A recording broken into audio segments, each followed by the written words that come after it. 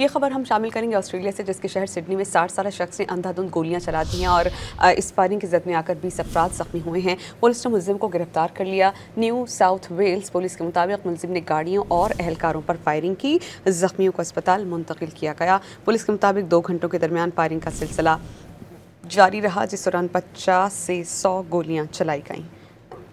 ये खबर हम शामिल करेंगे ऑस्ट्रेलिया से, जिसके शहर सिडनी में 60 साल शख्स ने अंधाधुंध गोलियां चला दी हैं और इस फायरिंग की जद में आकर 20 अफराद जख्मी हुए हैं। पुलिस ने मुलजिम को गिरफ्तार कर लिया। न्यू साउथ वेल्स पुलिस के मुताबिक मुलजिम ने गाड़ियों और एहलकारों पर फायरिंग की।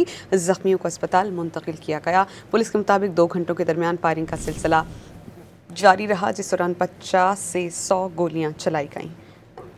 ये खबर हम शामिल करेंगे ऑस्ट्रेलिया से, जिसके शहर सिडनी में 60 साल शख्स ने अंधाधुंध गोलियां चला दी हैं और इस फायरिंग की जद में आकर 20 अफराद जख्मी हुए हैं। पुलिस ने मुलजिम को गिरफ्तार कर लिया। न्यू साउथ वेल्स पुलिस के मुताबिक मुलजिम ने गाड़ियों और एहलकारों पर फायरिंग की। जख्मियों को अस्पताल मुंतकिल किया गया। पुलिस के मुताबिक 2 घंटों के दरमियान फायरिंग का सिलसिला जारी रहा, जिस दौरान 50 से 100 गोलियां चलाई गईं।